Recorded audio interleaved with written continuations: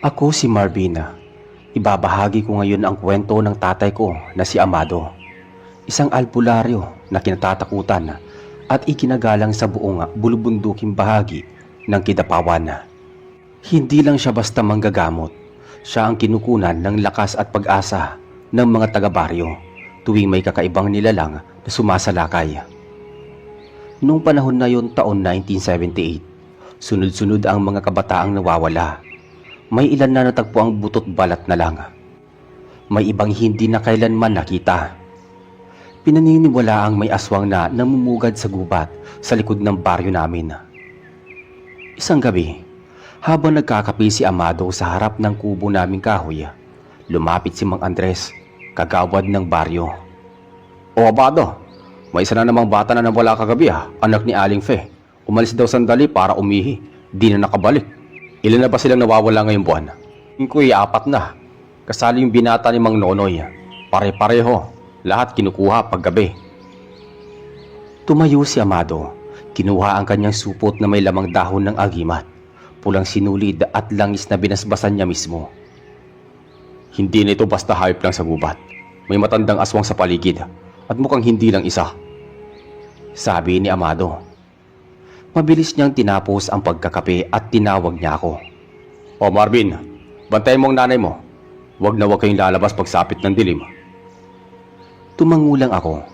Sanay na ako sa ganitong babala ni tatay. Ilang beses ko na rin siyang nakitang sumugod sa mga gubat, bitbit ang kanyang buntot pagi, langis at buntal na pamalo.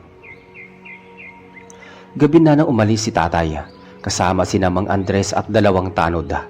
Bitbit nila ang mga sulo, itak, at ang dasal na panangga laban sa masamang espiritu. Tumungo sila sa masukal na bahagi ng Sityong Magdag. Dito raw huling narinig ang hiyaw ng nawawalang bata. Habang naglalakad sila, may humuhuni sa di kalayuan. Hindi yun huni ng ibon, isa iyong malamig na tunog at tila pag-iyak ng sanggol na may kasamang halakhak. "Ay, hindi normal to, Amado. Parang nangahakit sabi ng isang tanod. "Huwag kayong magpasilaw sa tunog. Hindi sanggol yan. Isa yan sa anyo ng aswang." Bigla silang huminto sa harap nila. May nakatambad na malaking itim na baboy. Ang laki nito ay halos kasing laki ng baka. Nakatitig ito kay Amado. Ang mga matay pula, may laway na tumutulo mula sa bibig. Teka, ano to?" "Hindi yan baboy. Yan ang anyo ng isa sa mga nilalang na bumibiktima sa atin." Agad nilang binuhusan ng langis ang buntal na pamalo, sabay bigkas ng isang orasyon na, "Sa ngalan ng liwanag at sangkap ng lupa, sunugin ang kadiliman." Isang mabilis na hampas ang pinakawalan ni tatay. Tumama iyon sa batok ng baboy. Natigilan ito sa sakit at sa harapan ng lahat, unti-unti itong nagbago ng anyo. Naging isang matandang babae yun. Hubad, may mahabang kuko at balat na kulubot. Bumula ang bibig nito at tinangkang umatras. "Di mo ko kayang patayin, Amado. Magpabalik ako," sabi ng nilalang. Ngunit bago pa ito makatakbo, isang tanod ang sumugod at sinaksak ito ng itak sa may dibdib. Napahandusay ang matanda sa damuhan. Kinabukasan, kumalat ang balita sa buong baryo. Patay na raw ang matandang aswang, pero si Amado ay hindi pa natag. "May iba pa. Hindi siya nag-iisa. Ang ganitong uri ng nilalang, palagi may kasamahan. At kung totoo ang kutob ko, mas malakas ang kasunod." Makalipas ang 2 gabi, may tumambad na bangkay ng kambing sa gitna ng kalsada. Wala itong laman loob, tuyo ang dugo, at sa tabi nito may marka ng paa, pero hindi paa ng tao at ni hayop, parang hugis kamay na may kuko. "Amado, ito na naman," sabi ni Mang Andres. "Iyan daw mga tanod. Magbantay bawat kanto. Walang lalabas ng bahay kapag dilim na," sabi naman ni Tatay Amado. Kinagabihan, habang umiikot si tatay, may narinig siyang malalakas na kaluskos sa bubong ng isang bahay. Nang sumilip siya, may nakita siyang malaking itim na ibon. Hindi ito kalapating bundok, hindi rin uwak. Ang laki ng katawan ay halos kasing laki ng aso. Nang magtama ang mga mata nila, lumipad ito palayo sa bilis ng kidlat. Iyan ang pinuno nila. Dito na to. Ilang gabi ang lumipas, tahimik ang buong baryo. Ngunit hindi pa natag si tatay. Alam niyang nagpapalakas lang ang kalaban. Isang umaga, dumating si Mang Felino, halatang hinihingal at pawis na pawis. Amado, si Lita, ang asawa ko nawawala. Agad na napatayo si tatay mula sa kinauupuan. Ano? Kailan pa? Gabi pagkagabi, nakita ko siyang lumabas, sabi niya, sandali lang sa banyo sa likod. Tapos nun, hindi na bumalik. Nagmadaling pinuntahan ni tatay ang likod bahay ng mag-asawa. May bakas na mga kalmot sa pader at sa kawayan. May dugo sa lupa, pero hindi kalat kundi tila hinigop. Hinila siya, pero hindi binuhat ng tao. Ginapang siya palabas. Luminga si Amado sa kasinundan ang mga bakas papuntang gubat. Agad siya bumalik sa bahay at kinuha ang kanyang pamalo, langis at orasyon sa maliit na lalagyan. Bantayan niyo si Marvin at ang nanay niya. Ako nang bahalang susugod. Sabi ni tatay. Madilim ang langit, walang buwan at tahimik ang paligid. Mag-isa si tatay sa gitna ng kagubatan. Bitbit niya ang sulo at ang kanyang buntal na pamalo na may balot na pulang sinulid. Habang naglalakad siya, nakarinig siya ng mahinang halakhak. Kasunod nito ay amoy bulok na karne at bumigat ang ihip ng hangin. Pakiramdam niya may nakamasid sa kanya. Hindi mo ako maluloko. Lumitaw ka na. Sa likod ng isang punong nara, dahan-dahang lumitaw ang isang nilalang. Mahaba ang buhok nito, umaabot sa lupa, hubad, payat, pero mahaba ang dila na parang ahas. Ang mga kuko nito ay matutulis at ang mga matay puro puti. Ang tapang mo, Amado. Isa ka lang, pero lumapit ka sa pugad namin. Wala akong balak pakipag-ayos. Ibigay niyo si Lita. Ululunurin ko kayo sa sariling dugo ninyo. Nag-inting ang katawan ng nilalang. Parang biglang lumaki at lumobo ang anyo nito. Tumalon papunta kay tatay. Pero sa isang iglap, pinalo siya ni tatay sa may hita. Umalingaw-ngaw ang sigaw ng nilalang. Iyan ang langis ng San Benito. Hindi ito ordinaryong pamalo. Sabi ni tatay. Nagtago sa dilim ang aswang. Humiyaw ng pagkalat-kalat. Sumagot ang 3 boses mula sa paligid. Tila may kasamahan pa. Napalingon si tatay. Tumalon mula sa may sanga. Isa pang nilalang na may anyo ng itim na pusa, pero may pakpak. Sinugod siya mula sa likod. Mabilis na umikot si tatay at hinampas ang pamalo sa may hangin. Sumalpok ito sa mukha ng pusa at lumagapak ito sa lupa. Hindi na nag-aksaya ng oras si tatay. Pinagpapalo niya ang 2 nilalang hanggang sa tila matunaw ang mga balat ng mga ito at sumingaw sa lupa at nag-iwan ng amoy na masangsang. Pagkatapos ng laban, nakita niya si Lita, nakatali sa puno, nanginginig pero buhay. Kinabukasan bumalik si Tatay Amado kasama si Lita. Tumutulo ang luha ni Mang Felino habang yakap ang asawa. Mahal ko, buti maayos ka. Sabi ni Mang Felino. Pinagpasapasahan nila ang dugo ko, pero may isa hindi pa nagpapakita. Hindi ko pa siya nakikita, pero parang siya ang pinuno nila. Sabi naman ni Lita. Tumahimik si Amado, hawak pa rin niya ang kanyang pamalo habang nakatingin sa direksyon ng bundok. Lumipas ang mga araw, muling nanahimik ang paligid. Walang batang nawawala, walang hayop na pinapatay, pero may mga kasabihan. May itim na ibong palaging dumadapo sa may bubungan ng simbahan. Tuwing madaling araw, nakita rin daw ito sa tabi ng ilog. Isang gabi habang natutulog kami, may malakas na kaluskos sa may bubong. Napabalikwa si Tatay Amado at kinuha ang buntal. Tumingin siya sa amin. Dito lang kayo, huwag kayong lalabas. Umakyat siya sa may bubong. Dahan-dahan ang bawat hakbang. Pagdating niya sa taas, nakita niya ang isang malaking ibong itim. Mahaba ang tuka, pulang-pula ang mga mata. Nakatingin ito kay Tatay Amado. Hindi mo ko tinatantanan. Demonyo ka. Nang magsalita si Tatay Amado, biglang nagbago ng anyo ang ibon. Naging isang lalaki. Matangkad, nakasuot ng itim at may balat na parang sunog. Ako si Inkala. Matagal na akong nagmamasid sa iyo, Amado. Ilang taon mo nang pinapatay ang lahi namin. Dahil kayo halimaw, hindi niyo binibigyan ng halaga ang buhay ng tao. Kailangan namin mabuhay. At ang laman ng tao ay pagkain namin. Nagpalitan ng tingin ang dalawa. Biglang sumugod si Inkala. Bumagsak silang pareho mula sa may bubonga.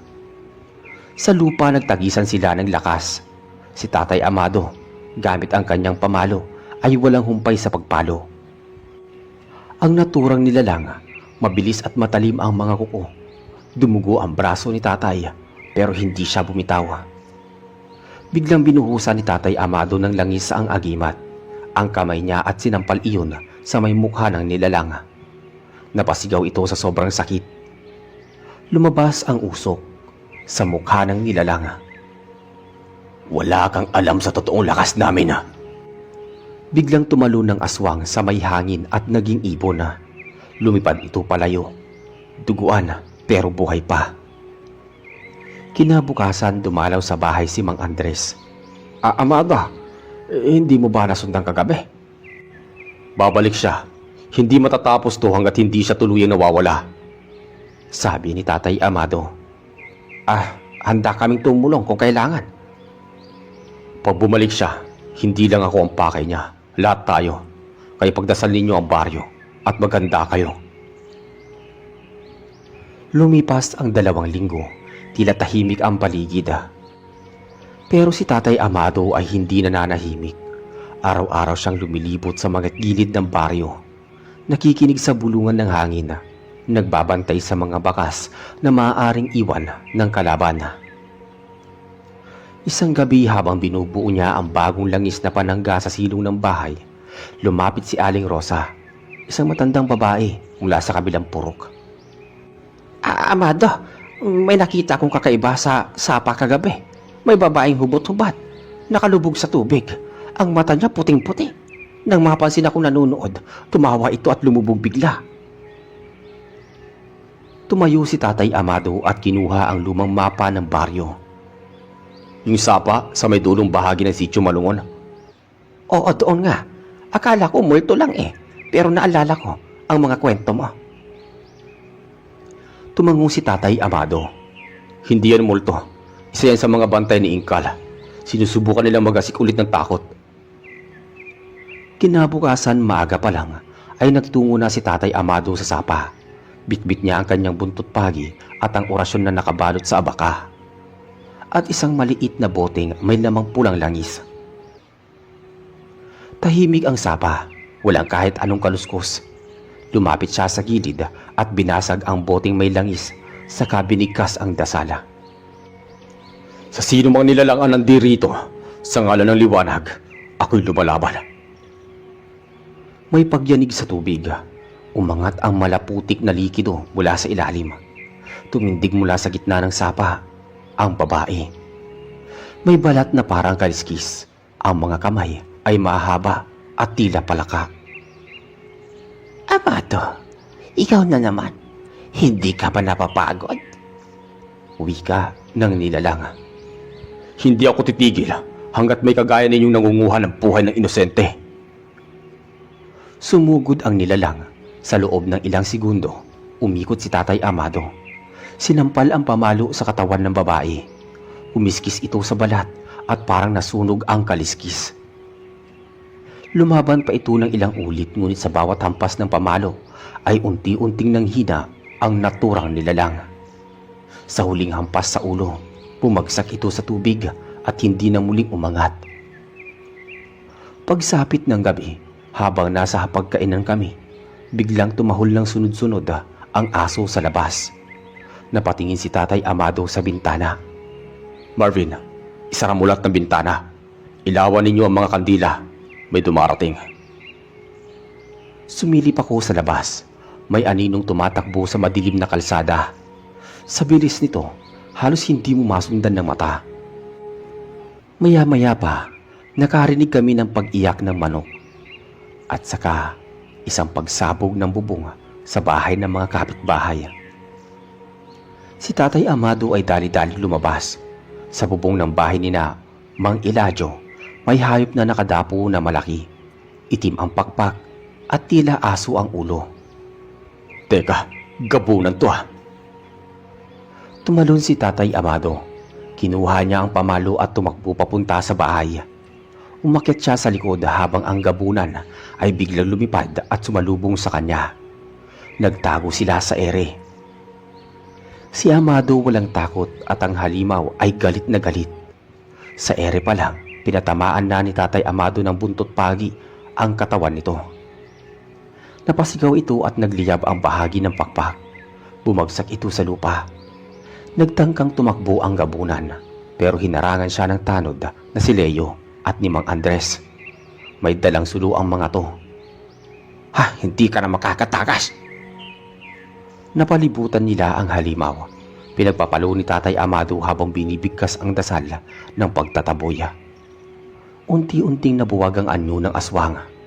Naging tao, naging isang lalaki na halos hindi mo makilala dahil sa sunog sa balat. Kinabukasan muling nagtipon ang mga tao sa gitna ng baryo. May isa pa natitira, si Inkal, ang pinuno nila. Alam kong hindi siya titigil. Malapit na siyang umatake. At kapag bumalik siya, hindi lang isang bahay ang uubusin niya. Wika ni Tatay Amado. Nagpasya ang mga residente.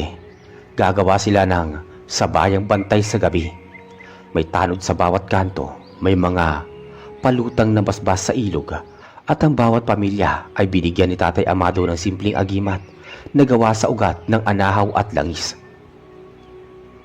3 gabi ang lumipas, walang nangyayari. Akala ng ilan, tapos na. Pero si Tatay Amado, hindi bumibitaw. Ika-4 na gabi, habang may bantay sa bawat sulok, may narinig na huni ng uwak. Isa lang yun pero paulit-ulit. Sa unay sa bubong, hanggang sa lumipat sa bawat bubong ng bahay. Sumilip si Tatay Amado sa may labas. Nandyan na ang demonyo. Naglakad siya sa gitna ng baryo. Tahimik, bitbit ang buntot pagi. May paldang pulang sinulid sa hawakan at ang orasyon na isinuksok sa may bewang. Sa harap niya, dahan-dahang lumitaw si Inkal. Nakaitim ito, payat. Ang mata ay tila walang kaluluwa. Nandito ako, Amado. At sa gabing to, isa lang sa atin ang mamamaalam. Walang alinlangan si Tatay Amado. Tumakbo siya. Inihampas ang pamalo kay Inkal. Pero napakabilis ng kalaban. Umiwas ito. Sinipa si Tatay sa may tagiliran. Napaluhod siya. Ngunit hindi siya bumitaw. Tumayo siyang muli. Umikot at hinagis ang langis sa mukha ng kalaban. Umatras si Inkal, napasigaw sa sobrang sakit. Sa isang iglap, nagpalit ito ng anyo, naging itim na baboy. Tumakbo. Pagkatapos ay naging malaking itim na uwak at lumipad ito. Pero hindi tinantanan ni Tatay. Habang lumilipad ang nilalang, tinamaan ito ng orasyong ibinuga ni Tatay Amado mula sa ginamit niyang tubig na binindisyonan. Tumama ito sa pakpak at bumagsak si Inkal sa lupa. Nagpalit ulit ito ng anyo, naging tao ulit at duguan. Hindi pa rin sapat ang lakas mo, sabi niya. Ang lakas ko, hindi lang sa agimat. Huling hampas ni Tatay Amado, sabay bigkas ng orasyon.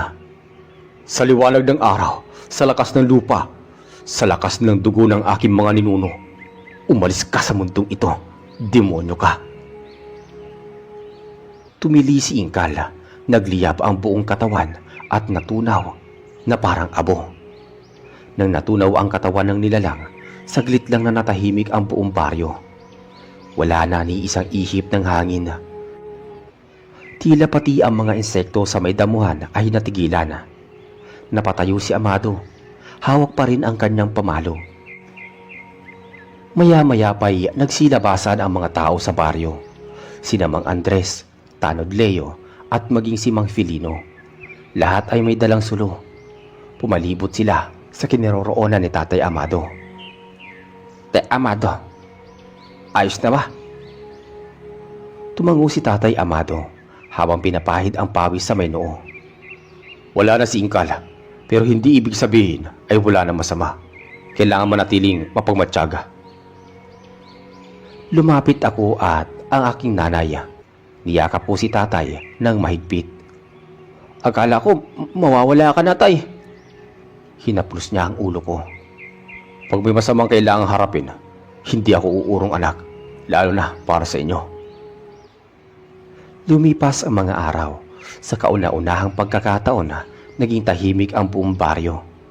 Wala nang mga nawawala, wala nang bangkay ng hayop sa may kalsada, at wala na ring itim na ibon na nagpaparamdam sa bubungan ng simbahan. Nagpasalamat si Aling Rosa kay Tatay, pati si Aling Fe na nawalan ng anak noong mga unang gabi ng Kalbaryo. Lumapit ito kay Tatay Amado na may dalang binurong bigas at itlog na maalat. Alam kong hindi na maibabalik ang anak ko. Pero salamat, Amado. Dahil sa'yo, maliligtas mo pa ang iba dito sa baryo. Tahimik lang na tinanggap ni Tatay ang ibinibigay ni Aling Fe. Marahan ang pagkakabig sa dala ng naturang matanda. Ang totoo, dapat hindi nangyari ang ganitong bagay. Pero ang mga halimaw kasi, hindi sila pipili kung sino ang sasaktan. Kaya kailangan may lalaban. Isang gabi, habang nakaupo si Tatay Amado sa harap ng bahay, may batang lumapit, si Dado, apo ni Mang Eladio, bitbit ang isang munting kahon. Tay Amado, sabi po ni Lolo, ibigay ko roto sa'yo. Kinuha ni Tatay Amado ang kahon at nang buksan ito, ang laman nito isang lumang kwintas na may maliit na mutya ng bato ng ilog na kulay berde. Ito yung ginagamit ko nung una akong nakainkwentro sa isang aswang. Matagal na panahon na. Bakit? Bakit nasa amin po yan, Tatay Amado? Sabi ni Dado. Iniwan ko to noon kay Eladio bilang panangga. Ngayon ligtas na ang baryo, ibinalik niya na. Pinatong ni Tatay Amado ang kamay sa ulo ni Dado. Pag lumaki ka na bata, dapat alam mong pwedeng ipaglaban ng tama, kahit gaano kahirap. Sabi ni Tatay. Habang patuloy ang pamumuhay ng mga taga-baryo, si Tatay Amado ay unti-unting nag-iiba ng galaw. Hindi na siya madalas lumalabas, pero kada gabi, bago matulog, pinapahiran pa rin niya ng langis ang mga bintana. Pinapalitan ang pulang sinulid sa may pintuan at binibigkasan ng orasyon. Alam niya ang katahimikan ay hindi palaging tanda ng katiwasayan. Para kay Tatay Amado, ang panganib ay pwedeng bumalik sa iba't ibang muka, hindi lang sa aswang, kundi minsan sa anyo ng pagkakalimot at pagiging kampante. Isang buwan matapos ang huling engkwentro kay Inkala, unti-unting bumalik sa normal ang takbo ng buhay sa baryo.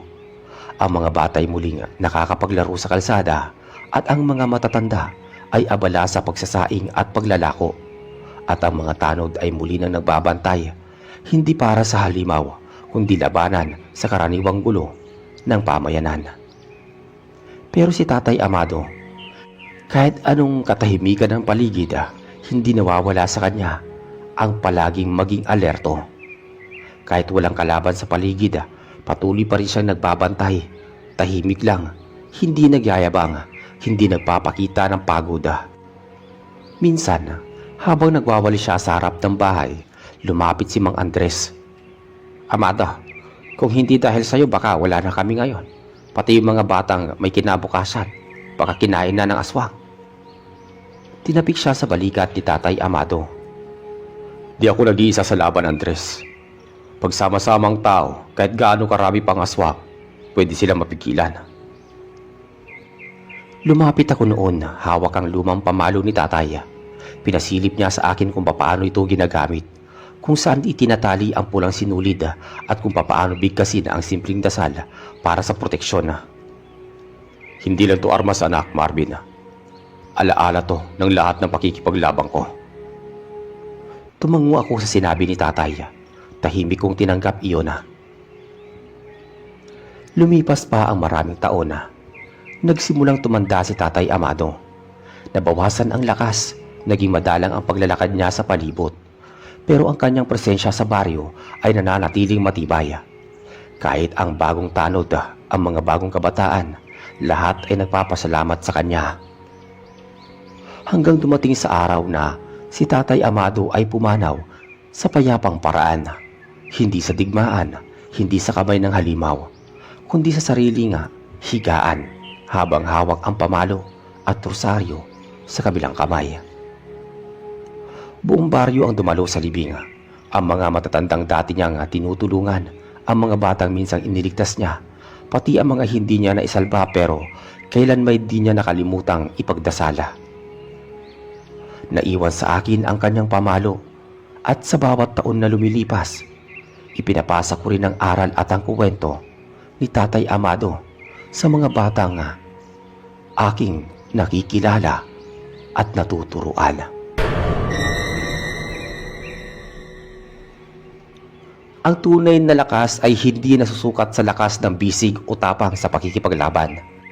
Mas mahalaga ang paninindigan, malasakit sa kapwa at paniniwala na ang kasamaan, gaano man kadilim, kayang labanan kung ang tao'y magkaisa at hindi basta susuko.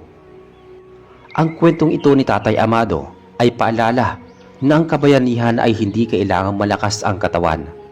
Sapat ang matibay na puso at tapang ng loob para ipaglaban ang tama. At sa bawat panahon, lagi may bagong albularyo, bagong pagbantay na handang humarap sa anumang kampo ng kadiliman. Maraming salamat po sa inyong pakikinig. Hanggang sa muli, mag-iingat po kayo palagi. Ako si Marvin. Ibabahagi ko ngayon ang